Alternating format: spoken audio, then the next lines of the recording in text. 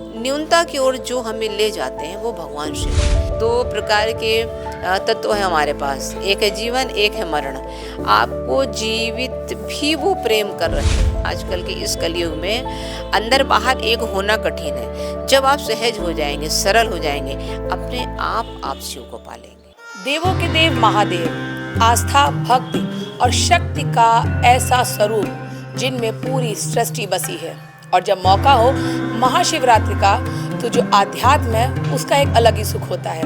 हमारे साथ आज महंत देवयागिरी हैं, जो खुद लखनऊ के प्रसिद्ध मनकामेश्वर मंदिर की महंत हैं, और उनसे बात करेंगे कि क्या महत्व है महाशिवरात्रि का और वाकई में कितना ये खास दिन है। महंत जी, बहुत बहुत स्वागत है द होला में आपका। सबसे पहला सवाल कि महत्व क्या है इस महाशिवरात्रि का आध्यात्मिक?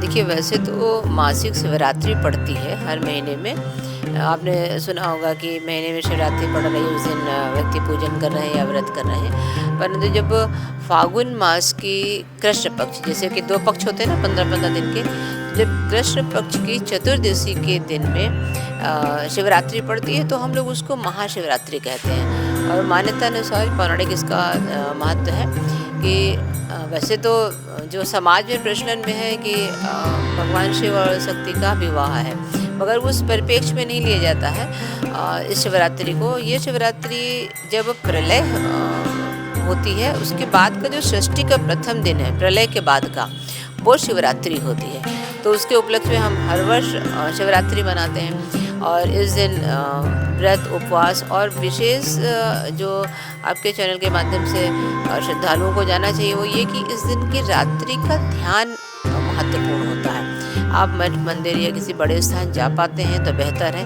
नहीं जा पाते हैं तो घर पे ही, क्योंकि ये देश का एक ऐसा पर्व होता है कि सारे लोग, सारे शैव और वैष्णव सारे लोग बहुत हर्षोल्लास से मनाते हैं। तो आप इस दिन ध्यान अवश्य करिए, और वो भी रात्रि कालीन। जैसे 4 प्रहर पूजा तो का विधान होता है इसमें कि 4 प्रहर में गुरु को व्रत रखना होता है, उससे ध्यान करके करते हैं। जो लोग नहीं कर सकते हैं, और आज का दिन इसलिए भी बहुत विशेष होता है कि आप जो एक नॉर्थ और साउथ पोल की कल्पना होती है, उस दिन हमारी सारी एनर्जी नॉर्थ की होती है। तो जब आप बैठते हैं ध्यान में तो आप बहुत उस एक बिंदु और पॉइंट पे एनर्जेटिक महसूस करेंगे। आपको लगेगा नहीं कुछ नया और अच्छा घटित हुआ है। हर व्यक्ति के अलग अलग अनुभव रहेंगे। तो मेरे अनुसार आप लोगों को ध्यान अवश्य करना चाहिए। हाँ, जो लोग मठ मंदिर जा पाएँ, भोलेनाथ के जा पाएँ, पूजन करें, ध्यान करें। और हाँ, एक जो विशेषकर पूजन में होता है, मुझे अभिषेक करना है या ऐसे, तो आपको ये नहीं मालूम होता है कि जो दूध है वो सिंथेटिक है। ये पैकेट का दूध बिल्कुल भी मान्य नहीं है शिवलिंग पे चढ़ाने का। गाय का दूध होता है। जब भी ये प्रथा स्टार्ट हुई तो गाय के दूध से हुई। तो अगर आपको बिल्कुल आश्वस्त है कि गाय का दूध है तभी आप चढ़ाएं, नहीं तो सिंपल जो आपका साधारण जल होता है उसमें आप गंगा जल मिला के चढ़ाएं। त्योहार तो हमारे देश में बहुत मनाए जाते हैं, अलग अलग त्योहार होते हैं, लेकिन क्या माने महाशिवरात्रि बाकी त्योहार से कितना अलग, कितना विशेष है? देखिए, विशेषता तो ये है कि चेतना और शक्ति का मिलन है, और नव निर्माण, क्योंकि ये नए वर्ष, नए दिन और आपके या हमारे सबके मानव जीवन के लिए एक नया जीवन प्रारंभ करने की जैसा होता है। तो जो सृजन का काल है वो शिवरात्रि होती है। और इसलिए ही हम ये मानते हैं कि हम अगर ध्यान करते हैं या बौद्धिक या मानसिक किसी भी तरह की जो चेतना है उसका नव निर्माण होता है। आपकी जितनी संताप है, किसी भी प्रकार की जो भी परेशानियां हैं, वो उस दिन हम लोग मन से ये सोचते हैं कि वो ख़त्म हुई, और हम अपने भगवान को इसकी और विशेष महत्व ये है कि इस दिन भगवान प्रसन्न मुद्रा में सारे दिन रहते हैं। तो जो कुछ, जैसे कोई व्यक्ति है प्रसन्न है, आप उसके पास जाते हैं तो स्वतः ही आपकी बात को स्वीकार कर लेता है। ऐसे ही भगवान शिव, आप अगर किसी प्रकार की कामना या इच्छा ऐसा कुछ रख के आप किंचित भी पूजन कर लेते हैं तो वो अवश्य पूर्ण होती है। क्या महंत जी, शिव और शक्ति का जो संबंध है वो जीवन को क्या संदेश देता है? देखिए, एक का तत्व चेतना का है, एक का शक्ति का है। तो मानव जीवन में दोनों का मिलन आवश्यक है। आप चेतना के साथ में शक्ति का प्रयोग करें और आप सोच सके। देखिए, उनका अवतार करुणा अवतार बोलते हैं। तो आपके अंदर भी जैसे जिस भगवान की पूजन आप कर रहे हैं, आप उनके गुणों को धारण करिए। वो सब पे करुणा करते हैं ना, तो आपका जीवन परिवर्तित शिवरात्रि के दिन ये होना चाहिए कि आप भी करुणा करिए। देखिए, शिव और शक्ति के जो मिलन है वो हमारे शरीर के अंदर है। जैसे हमारी शक्ति निकलेगी हम शव हो जाते हैं, तो आप तब तक जीवित भी शव ना बने। आपके अंदर करुणा होनी चाहिए। आपके अंदर अगर आप किसी प्रकार के समाज में किसी प्रकार का आप कोई देखते हैं परेशानी, तो आपके अंदर करुणा उत्पन्न होनी चाहिए। तब सार्थकता है आपकी शिवरात्रि का, तब सार्थकता है आपके शिव की पूजन का। शिव का अर्थ ही है कल्याण। जब कल्याण की भावना आपके अंदर आती है, तब हमें ये अंदर से स्वीकार करना चाहिए कि नहीं, हमारा व्रत और उपवास सार्थक हुआ। अभी आपने कहा है कि कल्याणकारी है शिव, लेकिन शिव का एक स्वरूप संहारक भी है। तो संहारक और कल्याणकारी दोनों शिव में क्या अंतर है? देखिए, वैसे तो जब आप उनके प्रतिमा या उनके ध्यान को, उनके ग्रह को देखेंगे तो बिल्कुल सौम्य है। और जब हम उनकी स्तुति भी करते हैं ना, तो नमामि शमीशान वाला, तो हम उनकी जितनी तारीफ करते हैं, मतलब किसी भी इष्ट को, देवी देवता को ये नहीं बोला गया है कि वो इतने सुंदर है, मगर उनकी सुंदरता का भी उसमें इतना वर्णन है कि वो सुंदर से भी सुंदर है। वो तब संहारक हैं जब किसी प्रकार की आसुरी वृत्ति या जो असुर हैं उनके आसपास जो जिस डमरू की हम लोग बात करते हैं वो नॉर्मल डमरू नहीं रखते हैं। आप उनके विग्रह में देखेंगे तो वो डमरू लेके नहीं चल रहे हैं, परंतु जब उनका शिव तांडव होता है और तब वो नृत्य कर रहे होते हैं तब डमरू बजाते हैं। संहारक वो तभी है जब हमारी वृत्तियाँ, मतलब ये अपने परिप्रेक्ष्य में उसको समझना चाहिए कि जब हमारी वृत्तियाँ बड़ी नकारात्मक हो जाती हैं, हम अपने इस मानव जीवन को भी बहुत अच्छे से नहीं समझ पाते हैं, तब संहार की भूमिका आती है। जब सारे तारकासुर को भी आपने सुना होगा, और वो इतने भोले भाले हैं कि एक लोटे जल से भी वो प्रसन्न हो जाते हैं। तो ढेर से राक्षस और असुर ऐसे होते थे कि उनकी अच्छे से तपस्या करते थे और वरदान मांग लेते थे, और खुद भी उनको मदार वाले पुष्प में जाके रहना पड़ा। तो वो संहारक वैसे नहीं है, परंतु जब आवश्यकता पड़ेगी तो वो संहार की भूमिका में भी आ जाते हैं। बहन जी, एक ऐसे भगवान जो मदार के फूल से खुश हो जाते हैं, जिन पर आप कांटे वाले पुष्प चढ़ा दीजिए वो उससे खुश हो जाते हैं, और कहते हैं भोलेनाथ के लिए कि सिर्फ एक लोटा जल हर समस्या का हल। तो शिव के परिप्रेक्ष्य से अगर बात करें तो ये कितनी सार्थक है कि सिर्फ एक लोटा जल से खुश हो जाएंगे भोलेनाथ? देखिए, हमें उनके उस स्वरूप और उस रूप को जरूर समझना चाहिए। और वैसे तो हम ये कहते हैं कि हमारे 4 आश्रम होते हैं, तो जो पहले के 2 से 3 आश्रम में आप जरूर भगवान विष्णु की पूजन अर्चन करिए, और उनकी जो पद्धति है उसके अनुसार आपका सारा नियम धर्म होना चाहिए।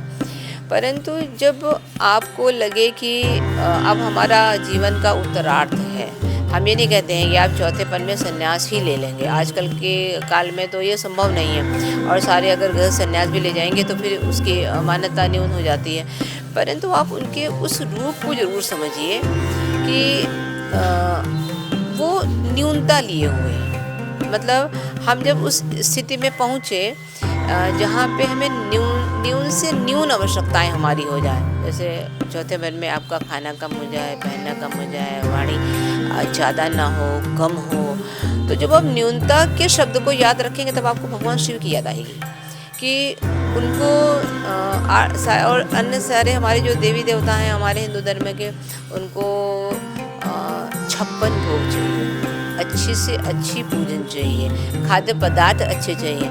जब शिव की बात करते हैं उन्हें कुछ भी नहीं चाहिए। हमारे वहाँ तो उनको भोग भी नहीं लगता, अन्य देवी देवता को भोग भी लगता है, तो उनको किसी खाद्य पदार्थ से मतलब नहीं।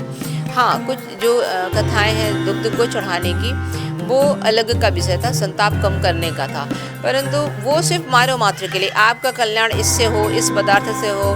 आपको किसी प्रकार की पीड़ा है तो आप उनको तेल चढ़ाएं, आपको लक्ष्मी की इच्छा है तो आप गन्ने का रस चढ़ाएं, आपको संपदा चाहिए तो आप अच्छा चढ़ाएं।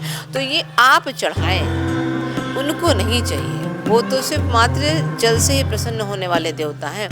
तो वो न्यूनता की ओर जो हमें ले जाते हैं वो भगवान शिव हैं। इसलिए उनके विग्रह, उनकी पूजन, उनकी प्रतिमा, सबसे यही हमें सीखना चाहिए कि न्यूनतम से न्यूनतम चीज़ अगर जिस ओर हमें ले जाती है वो भगवान है। उनको वस्त्र नहीं चाहिए, वो मृग छाला पहन लेते हैं। उनको विभूति, मतलब 2 प्रकार के तत्व हैं हमारे पास, एक है जीवन, एक है मरण। आपको जीवित भी वो प्रेम कर रहे हैं और आपके मरने के बाद भी आपके भस्म को वो प्रेम कर रहे हैं। तो जो दोनों स्थितियों में समरूपता से आपको प्रेम कर रहा है वो कौन है? वो भगवान शिव है। इस तत्व को अगर समझेंगे तो मुझे लगता है शिवरात्रि की सार्थकता रहेगी।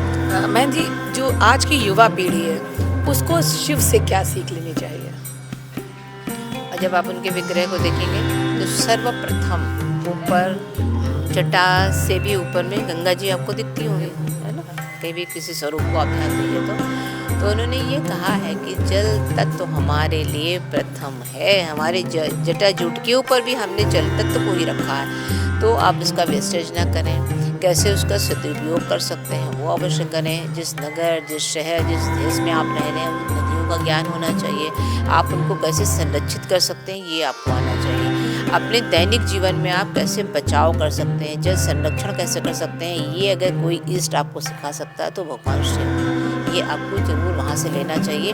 और भगवान शिव का तो पूरा जीवन सीखने योग्य है। गृहस्थ भी सीखते हैं, अगर सन्यास्त हैं तो सन्यास वाले भी उनसे बहुत कुछ सीखते हैं। तो आप उनके पूरे जीवन को ध्यान से पढ़ेंगे, उनके रूपों को भी अगर आप देखें, पढ़ें, तो उनको कुछ नहीं चाहिए, उनको कुछ नहीं चाहिए भी। और आपको वो ढेर सा कुछ देने में अगर सक्षम है तो मात्र भोलेनाथ है। इससे उनकी पूजन अर्चना को बहुत ज़्यादा आप षोडशोपचार पूजन न करें, ध्यान करें। और बहुत अच्छी बात है कि उनको किसी प्रकार के विधि विधान की भी आवश्यकता नहीं है। एक श्रोत है जो शंकराचार्य जी द्वारा रचित है, शिव मानस पूजन, उसके 5 से 6 श्लोक हैं जिनको अगर आप पढ़ के मन में ही ध्यान करके ही सब कुछ समर्पित करते हैं तो भी वो ले लेते हैं। ऐसे ही सुविधा और मुझे तो नहीं लगता है किसी अन्यथा आपको किसी इष्ट में मिलेगी। तो आप भोलेनाथ को उनके रूप में स्वीकार करें, वो जो कहना चाहते हैं उसको समझें और ढेर से भेड़ चाल भाषा में न चले कि उन्होंने ये कर दिया, उन्होंने ये चढ़ा दिया तो हम उस लाइन में चढ़ाएं। देखिए फल फूल जो भी आप चढ़ाएंगे वो आते आते बिल्कुल अशुद्धि के रूप में आ जाता है। तो आप वो चढ़ाने से बेहतर है कि आप मानसिक उनकी पूजन करें। शिव के प्रतीक माने जाते हैं त्रिशूल, डमरू और तीसरी त्रिनेत्र जो उनका है। तो ये तीनों चीज़ें किस बात का प्रतीक हैं, क्या दर्शाते हैं, हमारे जीवन से क्या उनका महत्व है? देखिए 3 हम लोगों के अंदर के अवगुण होते हैं, जैसे रज, सम, तज। तो ये जो 3 हैं वो 3 उनके पॉइंटों को दर्शाता है। और इसके पीछे का एक कहानी है जो शायद कथा के रूप में वो ज़्यादा समझ में आएगा। तारकासुर नामक एक राक्षस हुआ जिनका वध भोलेनाथ ने किया था। और उसके उपलक्ष्य में देव दीपावली पर अगर आपको याद हो कि हाँ दीपावली के 15 दिन बाद पड़ता है, तो उस दिन उनका वध किया था, तब देव दीपावली मनती है। तारकासुर के 3 पुत्र थे और उस टाइम के जो वास्तु शास्त्री से जिन्होंने बनाया था उनका नाम माया था। तो उन्होंने आकाश, पाताल और पृथ्वी पे 3 उसके बहुत सुंदर मकान बनाए उन तीनों पुत्रों के। वो नष्ट योग होने वाले नहीं थे, जिस नक्षत्र जिस उसमें बनाए गए थे वो नष्ट नहीं हो सकते थे। और तब आप सारे देवी देवताओं को चिंतन हुआ, तो भगवान शिव के पास में गए। तो वो उनको अपनी परेशानी बताई कि ऐसा ऐसा तारकासुर ने किया है और अपने तीनों पुत्रों को घर दे दिया है। आप पृथ्वीवासी या आकाश पाताल में कहीं पे तो जगह नहीं है और कैसे होगा ये। तो फिर उनकी चिंतन से वो चिंतित होते हैं और उसके उपलक्ष्य में जो एक त्रिशूल नामक जो उनका आयुध था, उससे उन्होंने उन तीनों, मतलब कि जिस दिशा जिस परिप्रेक्ष्य उसमें बनाए गए थे वो हट नहीं सकते थे मकान वो, उस त्रिशूल से उन्होंने उन तीनों मकानों को हटाया। तब से ये भगवान का ये प्रतीक है कि 3 तरह के जो नकारात्मकता होती है हमारे जीवन की, वो नष्ट होती हैं पास में रखने से। या मात्र आप देखे होंगे साधु संत भी त्रिशूल रख के ही चलते हैं। तो इसका ये द्योतक है कि हमारे पास के जो 3 अवयव हैं वो बैलेंस रहते हैं। डमरू चूँकि जो आप नटराज वाली उनकी मूर्ति देखेंगे नृत्य करते हुए, वो उन्हीं की मूर्ति है, भोलेनाथ की ही है। तो जो प्रथम व्याकरण की उत्पत्ति है, जिसको हम लोग अब बोल लेते हैं या कह लेते हैं, वो उत्पत्ति डमरू से मानी जाती है। और ई ऊ की जो उत्पत्ति है उस डमरू के बजाने, उसके नाद से वो शब्द उत्पन्न हुए थे। तो हमारे लिए तो उनके पास जो भी आयुध हैं, जो भी अस्त्र शस्त्र हैं, वो भी सारे संसार के लिए हितकारी हैं। तो अगर कुछ इस प्रकार का भी हम लोग सांकेतिक रूप में अपने पास रखते हैं, तो उनके कुछ जो प्रसाद मात्रा है वो अपने पास में ग्रहण करेंगे, तो मुझे लगता है जीवन के लिए वो बेहतर रहेगा। मैं जी बस आखिरी सवाल है, हम चाहते हैं कि कुछ सवाल हमारे हैं जिसको आप एक शब्द में बस बताएं। शिव को अगर दर्शाना हो एक शब्द में तो क्या कहें? सदा और सदा कल्याणकारी भगवान शिव। शिव की भक्ति करने वाला? महाभक्त तो नहीं कहेंगे, पर शिव भक्त अवश्य कहेंगे। जो शिव को अगर जीवन दर्शन में समझना हो, शिव का जीवन दर्शन और आम व्यक्ति का, तो वो क्या है, क्या शिक्षा है? ये कि आप अपनी प्रकृति से जुड़िए। उनके जितने त्यौहार हैं, जितने व्रत हैं, जितनी उपासना है, वो सब प्रकृति से जुड़ी हुई है। प्रकृति को कम प्रदूषित करें, यही उनका मात्र संदेश रहता है। शिव का एक रूप जो शिवलिंग, वो किस बात का प्रतीक है?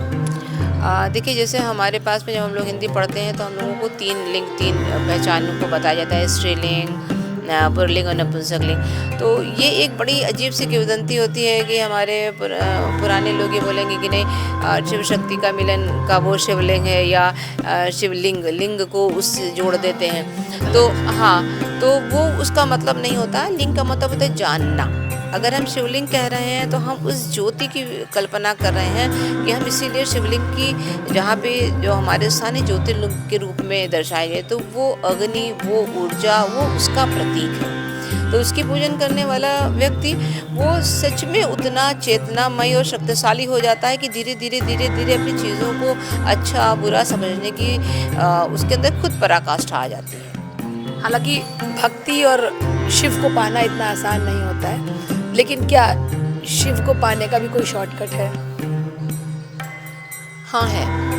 आप सरल हो जाइए, आप विनम्र हो जाइए, आप जैसे हैं वैसे ही बाहर आप दिखिए, आप उनको पाना आसान है। एक कहावत है, जो